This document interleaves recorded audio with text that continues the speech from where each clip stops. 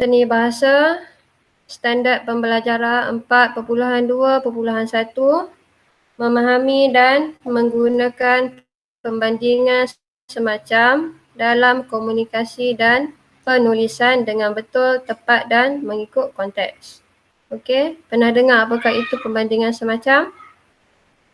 Pernah belajar tak sebelum ini?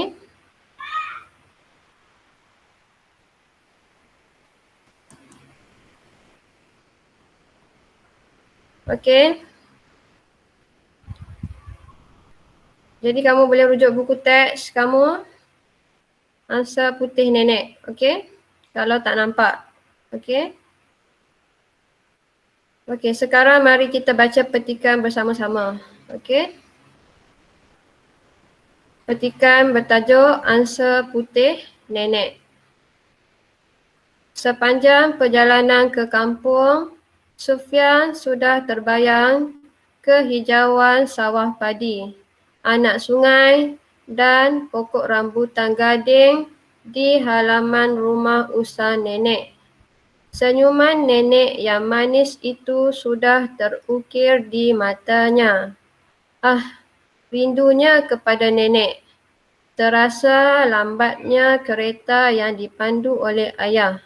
Kata orang, lambat macam kura-kura. Ibu selalu berpesan biar lambat asal selamat.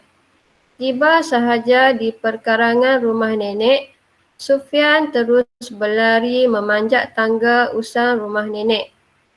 Nenek, nenek, panggil Sufian kuat. Kelihatan nenek muncul di muka pintu dengan senyuman bahagia. Wah, sudah sampai cucu nenek. Segalanya indah belaka jika bertamu di rumah nenek Syah. Nenek memang memanjakan cucu sulungnya itu seperti menata minyak yang penuh. Selepas menikmati hidangan tengah hari gulai ayam kampung nenek, Sufia meninjau-ninjau belakang rumah nenek. Nek masih pelihara angsa putih itu? Tanya Sufia.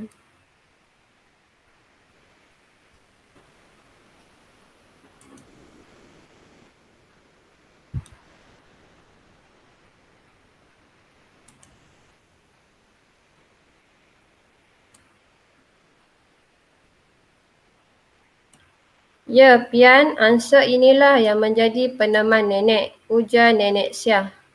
Sufian teringat kembali peristiwa 3 tahun yang lalu. Setiap kali pulang ke kampung, pasti ada sesuatu yang mengganggu keseronokan Sufian menjelajah kampung neneknya itu. Peristiwa dia berlari pantas seperti kilat semasa diserang oleh angsa nenek terasa lucu sekali. Wajahnya ketika itu pucat seperti mayat. Amir dan Yusof yang kurus macam lidi pasti tidak mahu bertandang ke rumah nenek jika angsa kesayangan nenek itu berkeliaran di halaman rumah. Rancangannya untuk bermain perang-perang pasti terganggu. Pernah juga Sufian menyuruh nenek Syah menjual angsa itu, tetapi nenek enggan.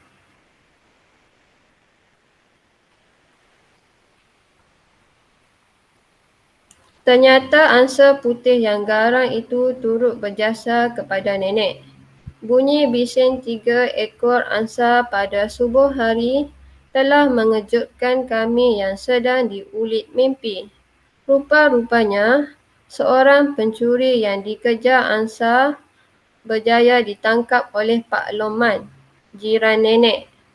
Kini baru Sufian tahu tentang sebab nenek tetap memelihara 3 ekor angsa itu dengan baik. Rasa kasihnya juga tumpah kepada angsa nenek yang putih macam kapas. Besar sungguh jasa angsa putih nenek.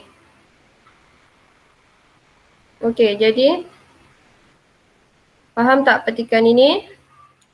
Siapa tak tahu apakah itu angsa?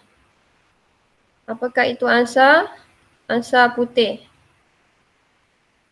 Okey. Kalau di kampung, halaman orang Melayu biasanya ada Ada apa? Ada angsa. Okey. Angsa sebagai binatang peliharaan. Okey. Ada kamu rujuk buku teks kamu tak? Okey, ada gambar angsa kan? Okey. Okey, jadi kita tengok kepada aktiviti. Okey. Aktiviti yang pertama, kenal pasti perbandingan semacam yang terdapat dalam cerita. Okey. Perbandingan semacam ialah bandingan yang macam apa. Okey. Tengok contoh. Kata orang lambat macam kura-kura. Okey. Jadi untuk perbandingan semacam yang mana satu? Lambat macam kura-kura. Okey. Lambat itu adalah kata adjektif. Okey. Macam itu adalah perbandingan. Okey.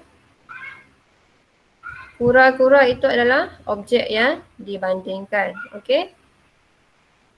Jadi kata orang ini adalah ayat untuk kamu jadikan perbandingan semacam ini adalah dalam satu bentuk ayat yang lengkap. Okey. Okey. Apa lagi contoh yang lain?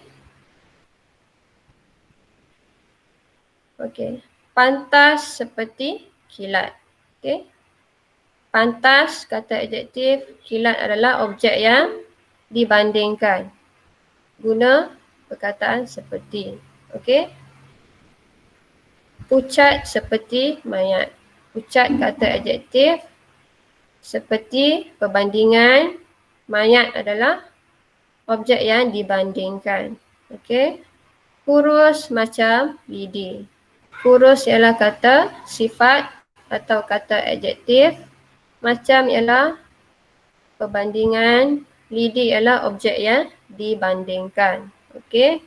Jadi boleh faham apa itu perbandingan semacam. Okey.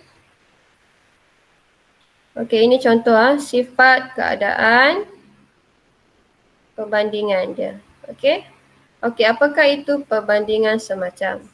Perbandingan semacam ialah sejenis bahasa kiasan yang menunjukkan sifat keadaan seseorang atau sesuatu benda secara perbandingan. Okey. Perbandingan semacam pada umumnya digunakan dengan perkataan macam, seperti, laksana dan bagai. Okey. Jadi apa contoh? Jadi contoh malas. Okey, malas apakah perbandingan yang sesuai? Kalau malas, gasing, gergasi, siput, keldai, merak, merpati, batu, semut, gajah, burung. Jadi antara objek atau benda ini, apa yang sesuai dengan sifat malas?